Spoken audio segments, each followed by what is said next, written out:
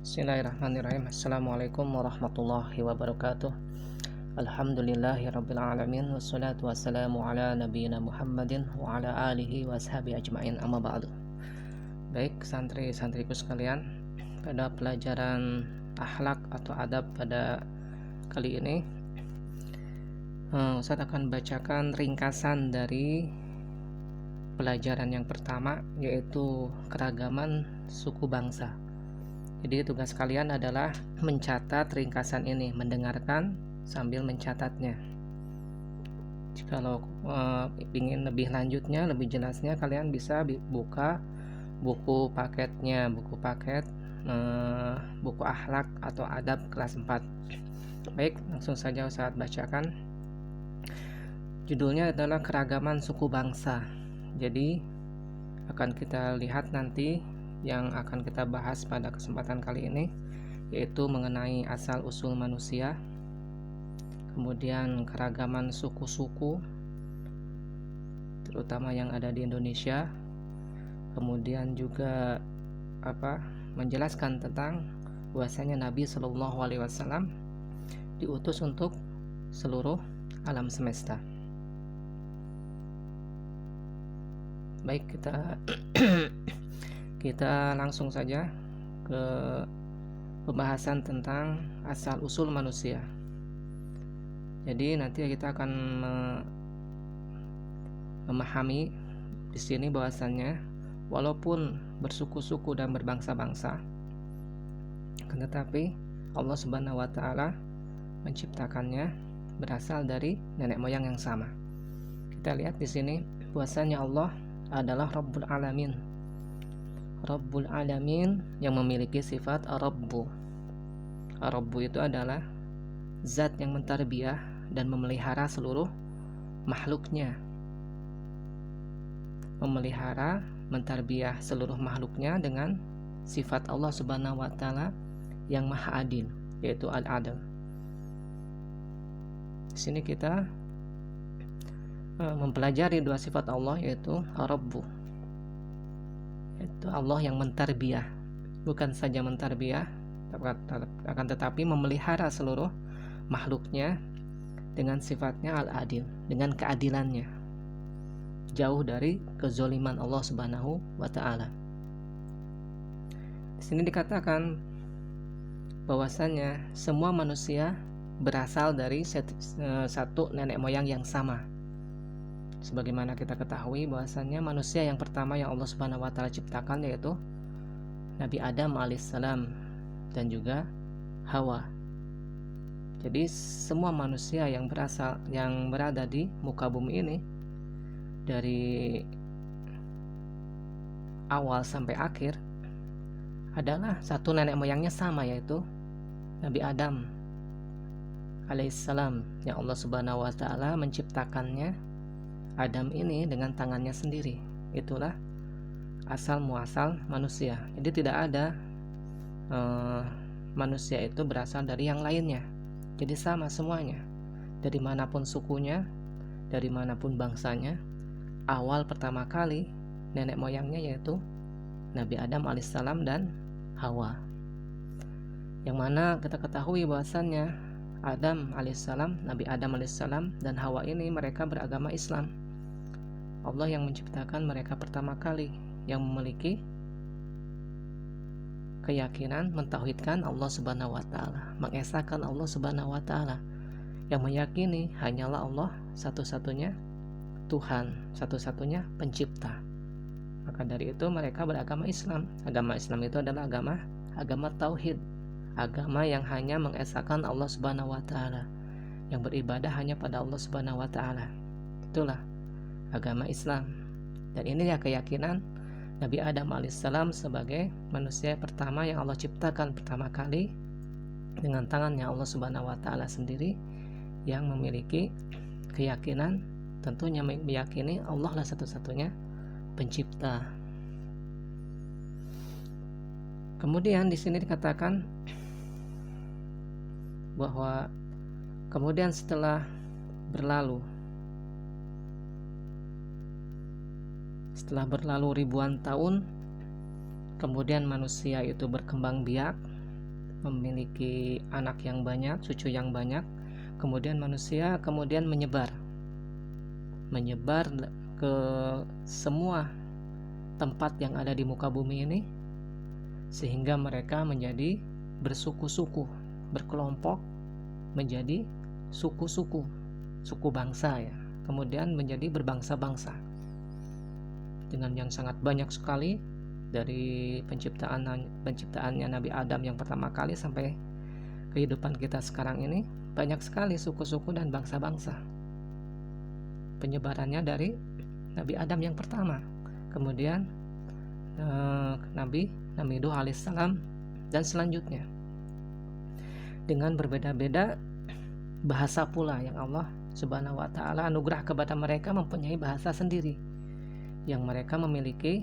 Allah Subhanahu wa ta'ala ciptakan mereka dengan rupa-rupa mereka sendiri, dan juga Allah Subhanahu wa ta'ala menciptakan mereka dengan warna kulit mereka sendiri sesuai dengan yang Allah kehendaki. Ada yang warna kulitnya putih, ada yang warna kulitnya hitam, ada yang warna kulitnya kuning, ada yang warna kulitnya merah, dan lain sebagainya. Allah Subhanahu wa ta'ala menciptakannya semuanya, yang pada akhirnya dan sampai pada keadaan kita sekarang ini, maka ada di antara mereka yang tadinya keturunan Nabi Adam dan Hawa ini, Nabi Adam dan Hawa ini adalah mentauhidkan Allah, yang pada akhirnya mereka ada yang tetap istiqomah mentauhidkan Allah, beribadah kepada Allah, tapi banyak pula di antara mereka yang telah menyimpang dari tauhid daripada Allah, sehingga mereka banyak juga yang menyekutukan Allah Subhanahu wa ta'ala. Mereka menyembah kepada selain Allah. Bahkan ada di antara mereka manusia, walaupun dari keturunan Nabi Adam dan Hawa, ada orang-orang yang tidak mengakui adanya Tuhan. Di sini dikatakan bahwasanya semua itu terjadinya suku-suku yang banyak, bangsa-bangsa yang banyak, dengan berbeda-beda bahasa, berbeda-beda rupa, dan juga berbeda-beda warna kulit. Semua itu adalah kehendak Allah Subhanahu wa ta'ala, karena Allah Subhanahu wa ta'ala memiliki sifat al-musawwiru, artinya Allah Subhanahu wa ta'ala maha pembentuk rupa. Allah Subhanahu wa ta'ala maha pembentuk rupa itu adalah yang menjadikan warna-warna kulit mereka berbeda-beda, wajah-wajah mereka berbeda-beda, mempunyai ciri khas tertentu. Kita pun bisa mengetahui bagaimana misalkan warna kulit dan juga wajah atau rupa dari orang Arab berbeda dengan orang Indonesia, berbeda orang Eropa, dan lain sebagainya. Dan Allah Subhanahu wa ta'ala pun menganugerahkan mereka dengan bahasa-bahasa mereka sendiri. Inilah yang membuktikan bahwasanya Allah mempunyai sifat al-musawwiru, yang artinya maha pembentuk rupa. Ya. Dan juga semua ini Allah Subhanahu wa ta'ala menciptakan mereka dengan bahasa mereka sendiri, rupa mereka sendiri, dengan warna kulit mereka sendiri, sesuai dengan sifat Allah Subhanahu wa ta'ala al-adl dan al-qadir, dengan keadilan Allah Subhanahu wa ta'ala dan juga maha kemampuan Allah Subhanahu wa ta'ala. Tidak terlepas daripada itu, bahwasannya bersuku-sukunya manusia, berbangsa-bangsanya manusia, berbeda-beda bahasa, rupa, dan warna kulitnya, semua itu karena Allah memiliki sifat al-musawwir, yang maha pembentuk rupa, atas dasar kekuasaan Allah dan keadilan Allah Subhanahu wa ta'ala. Kemudian yang selanjutnya kita pun akan membahas tentang bahwasannya berbeda-beda suku, berbeda-beda bangsa, berbeda-beda bahasa, rupa, dan warna kulit telah Allah Subhanahu wa ta'ala firmankan dalam surat di bawah ini. Sini Allah Subhanahu wa ta'ala mengatakan, wa min ayatihi khalqus samawati wal ardi wa ihtilaful alsinatikum wa alwanikum Inna fi dzalika laayati lil alamin. Sini katakan bahwasanya wa min ayatihi, dan di antara tanda-tanda kekuasaan Allah Subhanahu wa taala, khalqus samawati wal ardi. Allah Subhanahu wa taala menciptakan langit dan bumi. Wa ikhtilafu alsinatikum wa alwanikum. Dan Allah menciptakan mereka berlain-lainan bahasanya dan juga warna kulitnya. Inna fi dzalika laayati lil alamin. Inna fi dzalika, sesungguhnya pada yang demikian itu, kata Allah Subhanahu wa taala, laayati lil alamin. Benar-benar terdapat tanda-tanda bagi orang-orang yang mengetahui. Inilah ayat yang menunjukkan bahwasannya Allah lah yang menciptakan mereka, menciptakan langit dan bumi, menciptakan manusia, yang menjadikan manusia itu ikhtilafu, berbeda-beda, alsinatikum, bahasa-bahasanya, dan juga berbeda-beda alwanihim, berbeda-beda warna kulit mereka, berbeda-beda alsinatikum, bahasa mereka, ucapan mereka, dan juga alwanikum, kulit-kulit mereka, dan juga berbeda-beda rupa-rupa mereka. Itu adalah merupakan ayatil lil alamin, tanda-tanda bagi orang yang mengetahuinya. Perhatikanlah teman-teman kalian, perhatikan pula kalau kita mau membuktikan tentang firman Allah Ta'ala ini. Jikalau kita misalkan berada di sekolah, maka kita akan perhatikan di antara teman-teman kita sekalian, atau kalian bisa melihat sekitar rumah kalian misalkan, juga akan kita ketahui bahwasannya teman-teman kita di sekolah atau teman-teman kita yang berada di sekitar rumah kita, atau mungkin kita bepergian kemana, akan kita mendapati bahwasannya bermacam-macam suku-suku dan bangsa-bangsa yang mungkin kita akan dapati teman-teman kita itu bahasanya berbeda, asal bahasanya ya. Kalau sekarang kita mungkin sama bahasanya Indonesia, akan tetapi bahasa asli mereka berbeda-beda. Karena mungkin saja teman kalian itu bisa jadi berasal dari suku Madura dengan logat Maduranya. Bisa jadi teman kalian itu atau tetangga kalian itu adalah orang Sunda dengan bahasanya. Kemudian bisa jadi mereka itu, teman kalian itu berasal dari Bugis atau dari Batak atau dari Dayak atau dari Jawa atau dari suku bangsa lainnya yang ada di Indonesia. Belum lagi kalian nanti bertemu dengan orang yang di luar Indonesia, orang Arab lah, orang Inggris lah, orang Cina lah, orang Jepang lah, yang semua itu Allah lah yang menciptakannya berbeda-beda. Allah lah yang menganugerahkan mereka dengan bahasa-bahasa mereka. Allah lah yang menciptakan mereka dengan rupa-rupa mereka masing-masing, dengan warna-warna kulit mereka masing-masing. Ya. Kemudian yang selanjutnya yaitu tentang bahwasanya Nabi Muhammad SAW diutus untuk seluruh alam seluruh umat manusia yang ada di muka bumi ini.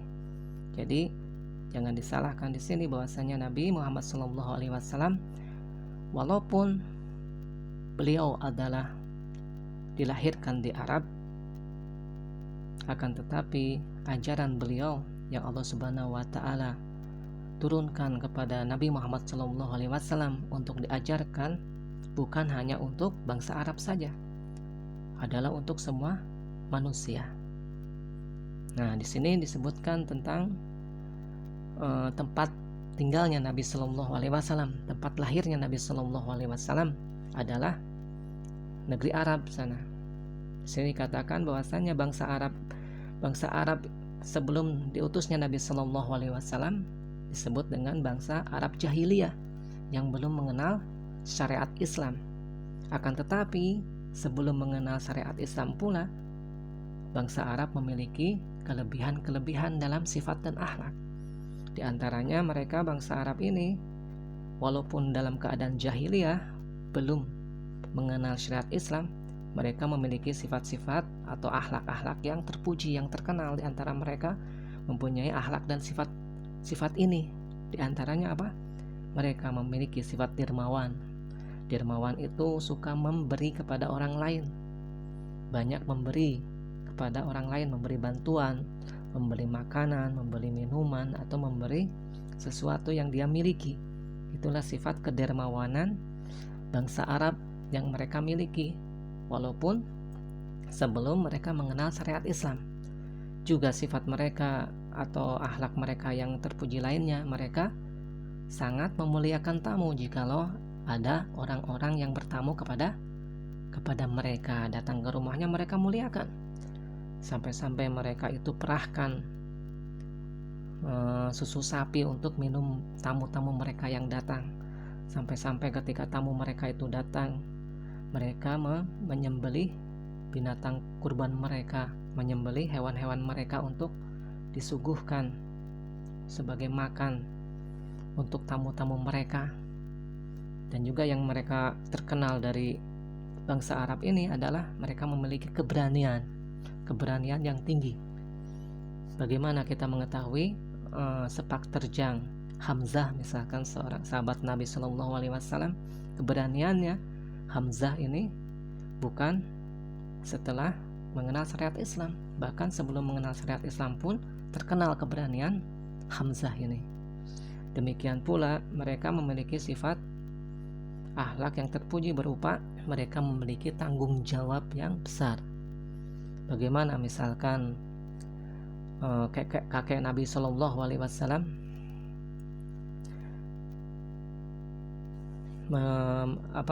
bertanggung jawab tentang keselamatan dan keamanan Makkah Al-Mukarramah, Ka'bah ya. Itu tanggung jawab yang dimiliki oleh kakeknya Nabi. Kemudian tanggung jawabnya pamannya Nabi Shallallahu Alaihi Wasallam terhadap keamanan dan keselamatan Ka'bah Al-Mukarramah. Mereka tidak sebelum mengenal syariat Islam, akan tetapi mereka memiliki tanggung jawab. Sifat mereka, akhlak mereka yang terpuji, mereka senantiasa bertanggung jawab atas apa yang berada di kekuasaan mereka. Inilah kenapa Allah Subhanahu wa Ta'ala memilih seorang nabi dan rasul yang terakhir berasal dari suku Arab, karena sebelum jahiliyah pun mereka memiliki sifat-sifat dan akhlak-akhlak yang mulia. Nah, dengan diutusnya Rasulullah Shallallahu Alaihi Wasallam, maka akhlak terpuji tersebut disempurnakan. Jadi dengan Nabi Shallallahu Alaihi Wasallam diutus oleh Allah Subhanahu Wa Taala ke muka bumi ini yang pertama kali, yaitu Nabi Shallallahu Alaihi Wasallam mengajarkannya di Jazirah Arab, yang mana mereka bangsa Arab pada saat itu jahiliyah sebelum diutus Nabi Shallallahu Alaihi Wasallam. Dalam jahiliyah pun mereka memiliki sifat dan akhlak yang terpuji.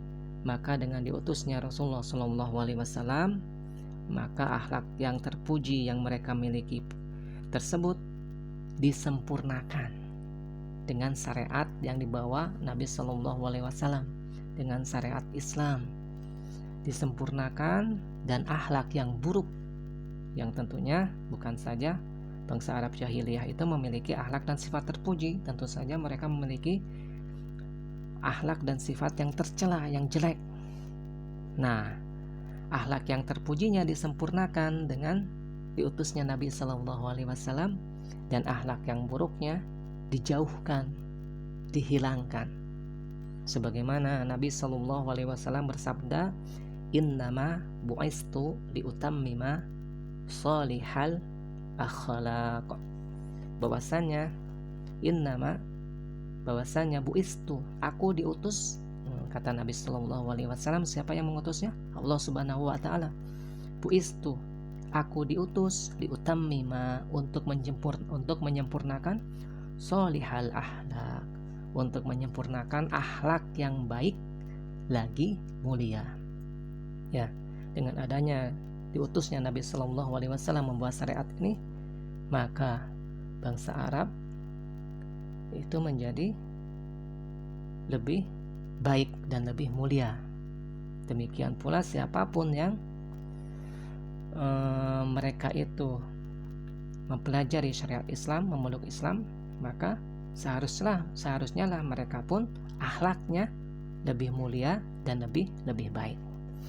Oleh karena itu, Islam adalah agama yang mengajarkan akhlak yang baik dan mulia. Maka hendaklah kita sebagai seorang muslim senantiasa berakhlak, berperilaku dan bersikap sesuai dengan ajaran Islam yang dicontohkan Nabi Shallallahu Alaihi Wasallam. Ya, seperti itu. Beliau Shallallahu Alaihi Wasallam diutus untuk berdakwah kepada seluruh umat manusia, agar hidup manusia itu seluruhnya berada dalam aturan Allah Subhanahu wa Ta'ala. Karena Allah lah yang menciptakan semua manusia, tentu Allah lebih mengetahui apa yang terbaik bagi manusia. Maka Allah menyuruhnya, ada perintah agar supaya mereka menjadi baik. Dan Allah yang menciptakan semua manusia, tentunya Allah lah yang mengetahui apa yang akan merusak mereka, sehingga Allah menurunkan larangan-larangannya agar supaya manusia tidak rusak dan merugi, untuk supaya kita tinggalkan. Nah, aturan-aturan ini yang Allah Subhanahu wa Ta'ala berikan kepada kita berupa syariat kepada Nabi Shallallahu Alaihi Wasallam berisi keselamatan hidup manusia, bukan saja di dunia, akan tetapi nanti di akhirat kelak. Aturan-aturan ini berisi tentang aturan-aturan yang benar dan indah sesuai dengan fitrah diciptakannya manusia. Jadi sebenarnya tidak ada aturan, perintah, yang larangan yang bertentangan dengan jiwa manusia, fitrahnya manusia tidak ada.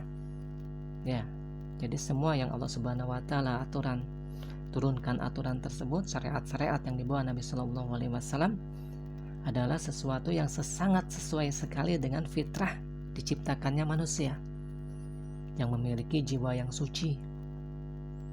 Nah, aturan tersebut disebut juga dengan dinul Islam atau agama Islam.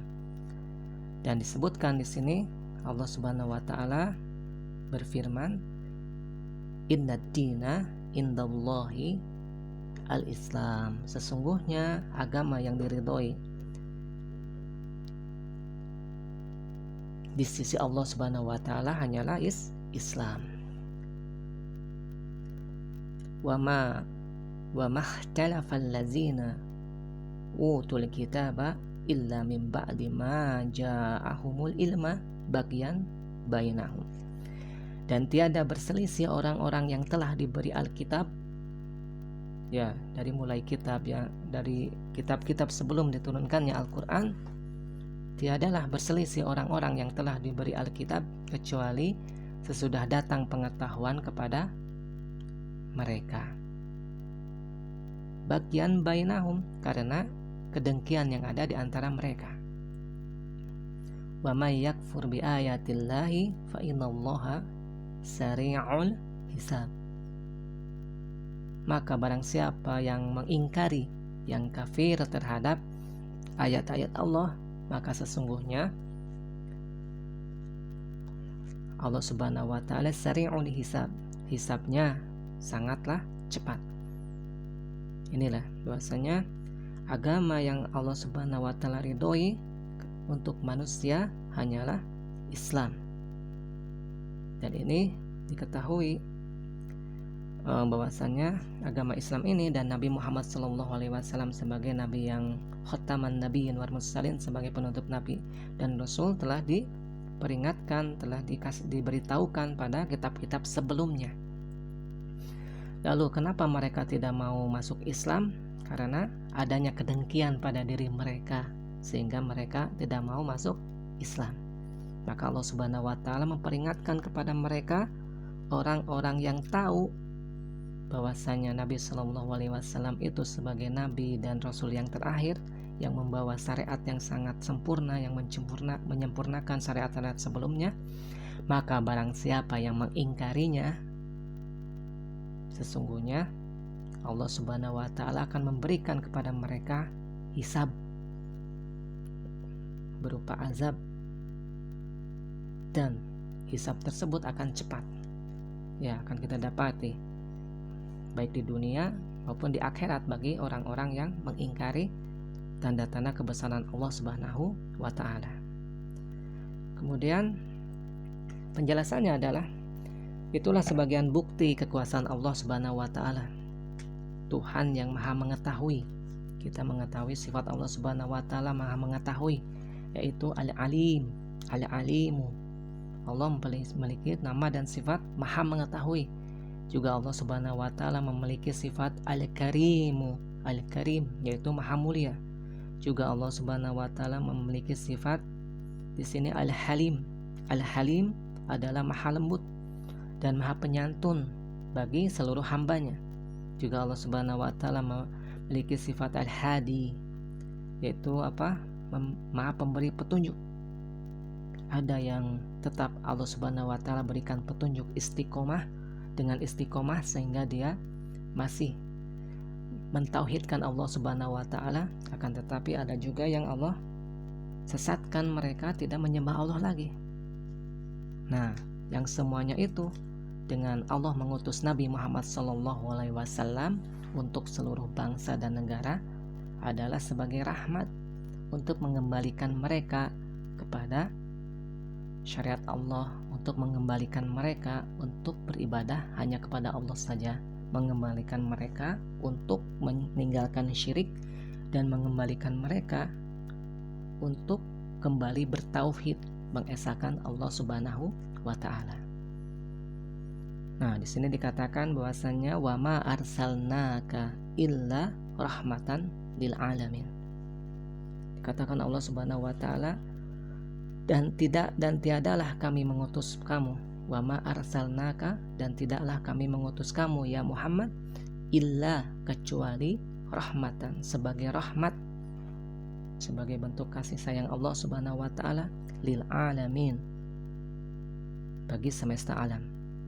Wa ma arsalnaka, dan tidaklah kami mengutus Nabi Muhammad SAW kecuali sebagai rahmat bagi semesta alam, sebagai kebaikan untuk membawa manusia ini kembali kepada kebaikan, untuk kembali mentauhidkan Allah, beribadah kepada Allah saja, dan meninggalkan peribadahan kepada selain Allah. Oleh karena itu, kita sebagai seorang muslim wajib mempelajari syariat Islam tersebut. Kemudian setelah kita mengetahuinya, kita mempunyai kewajiban untuk melanjutkan dakwah Nabi SAW kepada manusia yang lainnya yang belum mengetahuinya, sehingga mereka bisa mendengar tentang syariat Allah Subhanahu wa taala yang turunkan Nabi SAW. Mereka bisa mengenal syariat ini yang mulia, sehingga mereka bisa meyakini dan akhirnya memeluk agama Islam ini, dan jadilah mereka orang yang berbahagia di dunia dan di akhirat. Demikianlah santri-santriku sekalian, tugas kalian adalah mendengarkan, kemudian kalian mencatat ringkasan ini dari awal sampai akhir di buku tulis kalian. Dan seperti biasanya, tugas kalian adalah setelah menulis, kalian foto, kemudian kirimkan foto kalian tersebut ke nomor WA-nya Ustadz sebagai bukti bahwasanya kalian telah mempelajari ringkasan ini dan telah mencatatnya. Demikian, mudah-mudahan ada guna dan manfaatnya. Insyaallah kita akan bertemu di kesempatan yang lainnya. Subhanakallahumma wa bihamdika asyhadu an la ilaha illa anta astaghfiruka wa atubu ilaik. Assalamualaikum warahmatullahi wabarakatuh.